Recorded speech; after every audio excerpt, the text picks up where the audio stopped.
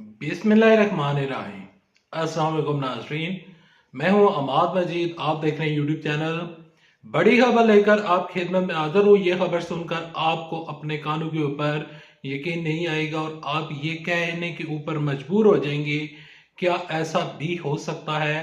आज दिन भर की बड़ी खबरें लेकर आप खिदमत में हाजिर हूं। इमरान साहब के लिए कुछ अच्छी और कुछ बुरी खबरें सामने आई हैं।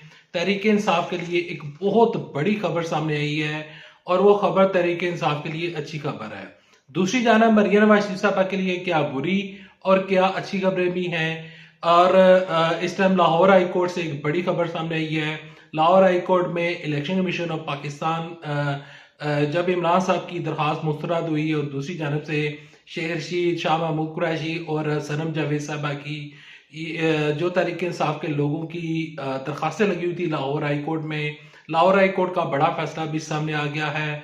ये तमाम तर बड़ी खबरें आगे चलकर आप साथ वीडियो में शेयर करूंगा, लेकिन खबरों को शेयर करने से पहले, आगे बढ़ने से पहले रिक्वेस्ट करूंगा कि इस वीडियो को लाइक कीजिएगा, चैनल सब्सक्राइब कीजिएगा, साल नोटिफिकेशन बेल दबाइएगा ताकि जो आने वाले वीडियोस हैं और न्यूज अपडेट्स हैं आप उनको जान सकें। बढ़ते हैं खबरों की जानिब। सबसे पहले आपके साथ खबर शेयर करते हैं।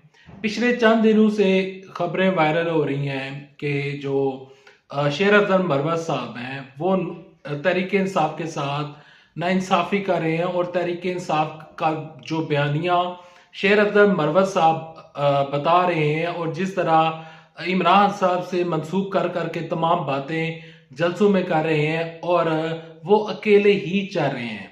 तो खबरें ये वायरल हो रही थी कि तहरीक इंसाफ के जो लोग हैं और खसूसन जो शेर अफजल मरवत साहब हैं ये कोई बगावत कर रहे हैं, ये अपनी तरह से ही इमरान साहब के साथ मनसूब बातें बता रहे हैं और तमाम तर चीज़ें कर रहे हैं। लेकिन अब यहाँ पर जो बैरिस्टर गौहर अली खान साहब हैं उन्होंने उन तमाम बातों की तरदीद की और कहा कि शेर अफजल मरवत साहब हमारे साथ हैं और हमारे साथ रहेंगे और ये तहरीक इंसाफ के टिकट से और पैनल से इलेक्शन लड़ने जा रहे हैं। हमारा इनके साथ कोई मसला नहीं है, ना वो बगावत कर रहे हैं, ना लतीफ कोसा को कोई मसला है, ना कोई यहाँ पर ना कोई मुझे मसला है। क्योंकि पीपल्स पार्टी वाले और इमरान साहब के जो मुखालफिन है वो ये बयानियां बना रहे थे कि तहरीक इंसाफ के इमरान साहब तो जेल में हैं, तो उनके पीछे ये बड़ी बगावत शुरू हो चुकी है, धड़ेबंदियां शुरू हो चुकी हैं। वो तमाम तर बातें अब इस बड़े बयान के बाद दम तोड़ चुकी हैं।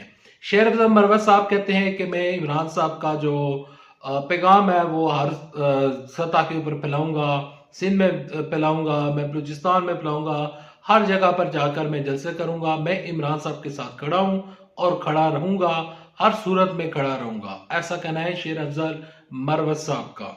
दूसरी जानब खबर चलकर आई है लाहौर हाई कोर्ट से। लाहौर हाई कोर्ट से बड़ी खबर सामने आई है। इमरान साहब, शाह महमूद कुरैशी, शेख रशीद और जो सनम जावेद साहब हैं इनकी दरखास्तें लगी हुई थी और शाह महमूद कुरैशी साहब जो हैं इनके दरखास्तें लगी हुई थी। पहले दरखास्तें आरओ ने मुस्तरद की और जो कागजात नामजद की हैं वो मुस्तरद किए गए। बाद में ये मामला गया इलेक्शन ट्रिब्यूनल में, उन्होंने भी मुस्तरद कर दिया। अब ये मामला था लाहौर हाई कोर्ट में और लाहौर हाई कोर्ट ने इसके ऊपर फैसला जारी करना था। लाहौर हाई कोर्ट ने बड़ा फैसला जारी किया और ये फैसला इमरान साहब के लिए एक बहुत बड़ा फैसला सामने आया है लाहौर हाई कोर्ट का। और फैसले में उन्होंने कहा है कि इमरान साहब इलेक्शन नहीं लड़ सकते। इमरान साहब इलेक्शन से फिलहाल बाहर हो चुके हैं, लेकिन लाहौर हाई कोर्ट का फैसला इमरान साहब सुप्रीम कोर्ट में चैलेंज कर सकते हैं और ये फैसला इस्लामाबाद हाई कोर्ट में भी चैलेंज किया जा सकता है। दो ऑप्शंस इमरान साहब के पास मौजूद है, वो अब इसको इस्तेमाल करते हैं या नहीं, अब ये इमरान साहब या उनकी टीम बताएगी। लेकिन जो खबरें अभी तक हैं वो खबरें आपके साथ शेयर करूंगा। इमरान साहब के कागजात नामजदगी मुस्तरद हो चुके हैं। लाहौर हाई कोर्ट ने बड़ा फैसला जारी कर दिया है। शाह महमूद कुरैशी के कागजात नामजदगी मुस्तरद हो चुके हैं और लाहौर हाई कोर्ट ने इस केस के ऊपर भी बड़ा फैसला सुना दिया है। और यहाँ पर जो सनम जावेद साहब हैं, सनम जावेद साहबा के कागजात नामजदगी मुस्तरद हो चुके हैं, वो भी इलेक्शन से बाहर हो चुके हैं। यहाँ पर परवेज राय के कागजात नामजदगी मुस्तरद हो चुके हैं और फवाद चौधरी की जो अहलियाँ हैं हिबा फवाद चौधरी साहबा, उनके भी कागजात नामजदगी लाहौर हाई कोर्ट ने मुस्तरद कर दिए हैं। लेकिन एक बंदा जो कि आज भी कहता है कि मैं तहरीक इंसाफ के साथ खड़ा हूं, कुछ रंजिशें चल रही हैं, इमरान साहब भी कुछ गिले शिकवे कर रहे हैं और दूसरी जानब से गिले शिकवे भी हो रहे हैं और इमरान साहब के जो पोस्टर हैं, इमरान साहब की जो तस्वीरें लगी हुई थी लाल हवेली में वो भी उतार दी गई हैं। लेकिन शेख रशीद साहब के लिए एक बड़ी खबर सामने आई है और शेख रशीद के हवाले से जो बड़ी खबर है कि शेख रशीद साहब को इलेक्शन लड़ने की इजाजत मिल चुकी है। लेकिन शेख रशीद साहब के अगेंस्ट खड़ी है सिमाबिया ताहिर साहबा जो है वो इलेक्शन लड़ रही हैं शेख रशीद साहब के मुकाबले में। सिमाबिया ताहिर या सिमाबिया हैदर में दोनों ताहिर और हैदर के दरमियान कंफ्यूज हूँ। अगर मैं नाम पूरा गलत दे रहा हूँ तो उसके लिए मैं माजरत चाहता हूँ। सिमाबिया ताहिर वो इलेक्शन लड़ी है शेख रशीद साहब के अगेंस्ट, तो शेख रशीद साहब के अगेंस्ट वो इलेक्शन लड़ रही है और तहरीक इंसाफ ने जब अपना नुमाइंदा खड़ा किया, जब अपना वो कैंडिडेट लेकर आए तो इसके ऊपर शेख रशीद साहब को इतराज था और इसी वजह से उन्होंने इमरान साहब के जो पोस्टर और जो तमाम तर चीजें हैं वो अपने घरों से उतार दी हैं और शेख रशीद साहब को इलेक्शन लड़ने की इजाजत मिल चुकी है। यहाँ पर एक बहुत बड़ा बयान सामने आया है जो कि एक अनबिलीवेबल बयान है। दो बड़े बयान हैं। एक बयान जारी किया है मिफ्ता इस्माइल साहब ने। मिफ्ता इस्माइल साहब कहते हैं कि नवाज शरीफ साहब ही क्यों आखिरी ऑप्शन है।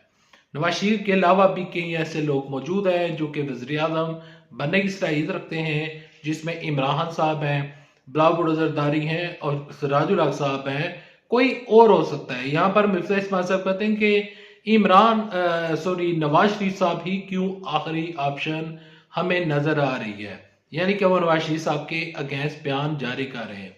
राना सनाउल्लाह साहब ने बड़ी स्टेटमेंट जारी की है और वो कहते हैं कि हम 2/3 अक्सरियत से इलेक्शन जीतेंगे, जो कि पॉसिबल नहीं है क्योंकि नून लीग ने पूरे पाकिस्तान में अपने कैंडिडेट खड़े नहीं किए। कई हल्के उन्होंने खाली छोड़ दिए और कई हल्कों में उन्होंने इस्तेकाम पाकिस्तान पार्टी के साथ इत्तेहाद किया है और ओन चौधरी की एक तस्वीर उसको काफी ज्यादा तनकीद का सामना करना पड़ रहा है। ओन चौधरी के साथ ओन चौधरी ने जो अपनी इंतखाबी मुहिम शुरू की है तो उन्होंने जो पोस्टर्स बनाए हैं उनके पीछे नवाज शरीफ साहब की तस्वीर है। अब वो शख्स जो कि पहले तहरीक इंसाफ में था, नवाज शरीफ का सख्त मुखालफ था और जिसके मतलब नवाज शरीफ साहब के लोग हनीफ अब्बासी साहब और दीगर जो लोग हैं उनकी बहुत सख्त और बड़ी अजीब और गरीब राय थी। वो आपके साथ यहाँ पर शेयर नहीं करूंगा कि वो किस तरह के इल्जाम लगाया करते थे। लेकिन अब ओन चौधरी नवाज शरीफ साहब के पैनल से इलेक्शन लड़ रहे हैं। दूसरी जानब से जो गुलाम सरवर खान है वो नवाज शरीफ साहब के पैनल के ऊपर से टिकट लड़ रहे हैं, इलेक्शन लड़ रहे हैं और ये जो वो इलेक्शन लड़ रहे हैं उसके ऊपर नून लीग की जानब से बड़ा एतराज सामने आ रहा है। अब आपके साथ वो खबर शेयर करता हूं जिसे सुनकर आपको अपने कानों के ऊपर यकीन नहीं आएगा और ये खबर अब तक की आखिरी और बड़ी खबर है। यहाँ पर मरियम नवाज शरीफ साहबा ने बड़ा इंकशाफ किया है और वो कहती हैं कि मियां नवाज शरीफ साहब सोते उठते बैठते जागते मीटिंग जब भी करते हैं वो कहते हैं कि मैं आवाम को रिलीफ कैसे दूंगा, बिजली की प्राइस को किस तरह कम किया जाएगा, लोड शेडिंग को किस तरह कम किया जाएगा, पेट्रोल की प्राइस को किस तरह कम किया जाएगा, डॉलर की प्राइस को किस तरह कम किया जाएगा। नवाज शरीफ साहब ऐसा सोचते हैं और ये डिस्कस करते हैं। 35 से 40 साल तक का अरसा नून लीग की हुकूमत को अब पाकिस्तान में हो चुका है, लेकिन अभी तक मियां साहब सोच रहे हैं क्या ऐसा भी हो सकता है। इसका जवाब है नहीं, क्योंकि मियां नवाज शरीफ साहब अगर वाकई ही मुल्क के बारे में सोच रहे होते तो नवाज शरीफ साहब 4 साल लंदन में ना रहते। अगर उनको वाकई ही अवाम की परवाह होती तो आज डॉलर की प्राइस इंतहाई कम होती, 100 रुपए तक का डॉलर होता। अब मियां नवाज शरीफ साहब अपने 30-35 साल को वो उसका मलबा जो होता है वो इमरान साहब के ऊपर डाल देते हैं और अब जो मलबा डाला जा रहा है वो भी इमरान साहब के ऊपर डाला जा रहा है। अब नवाज शरीफ साहब इलेक्शन में हैं और मरियम नवाज शरीफ साहबा इलेक्शन लड़ रही हैं।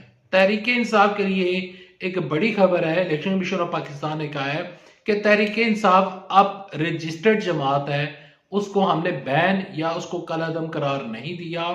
तहरीक इंसाफ इलेक्शन लड़ रही है, लेकिन आज़ाद उम्मीदवार की हैसियत से इलेक्शन लड़ रही है। और यहाँ पर आपके साथ ये खबर शेयर करता चलूँ कि तहरीक इंसाफ इलेक्शन लड़ रही है, तो दूसरी जानब से मरियम नवाज साहबा वो इलेक्शन के मैदान में हैं। और मरियम नवाज साहबा इवन के अमली तौर पर तहरीक इंसाफ अब जमात तो है, इलेक्शन लड़ तो रही है, लेकिन उनके पास इंतखाबी निशान नहीं है। लेकिन इसके बावजूद ही मरियम नवाज साहबा 99% जो उनकी तकरीर होती है उसमें वो इमरान साहब के बारे में जिक्र करती हैं, और उस चीज को वो बार बार इस चीज को रिपीट करती हैं, इमरान खान ने ये किया, इमरान खान ने ये किया। और अब ऐसे दावे किए जा रहे हैं कि पाकिस्तान को ठीक कर लिया जाएगा, जो कि पॉसिबल नहीं है। आज IMF से पाकिस्तान को एक किस्त भी मिली है, उस किस्त से हमें हमारा मुल्क जो है उसमें वक्ती तौर पर स्टेबिलिटी तो आ जाएगी, लेकिन हमें बहैसियत कौम और बहैसियत पाकिस्तानी हमें पाकिस्तान के लिए किरदार अदा करना पड़ेगा। सारे पाकिस्तानियों को, मियाँ साहब को चाहिए, इमरान साहब को चाहिए, सारे जितने भी सियासी लीडरान हैं एक जगह पर बैठे मुल्क के लिए सोचें, क्योंकि पाकिस्तान सबसे पहले है। मुशर्रफ, जनरल प्रवीण मुशर्रफ साहब कहते थे कि सबसे पहले पाकिस्तान।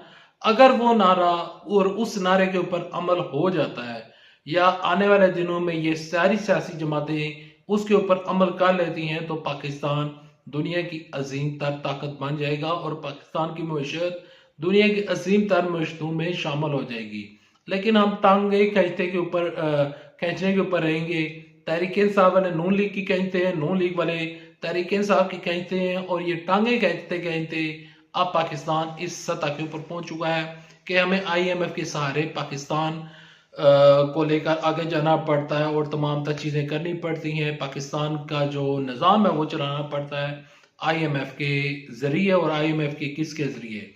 अगर हम IMF के चुंगल से निकलना चाहते हैं तो पूरे पाकिस्तान को मिलकर काम करना पड़ेगा। ये नहीं कि सोचना पड़ेगा कि मियाँ साहब ये सोच रहे हैं और सोचते रहेंगे। सोचे मत, काम करें। Thanks for watching this video. Next video तक लेते इजाजत। अल्लाह हाफिज। पाकिस्तान जिंदाबाद। अफवाज पाकिस्तान जिंदाबाद। पाकिस्तान।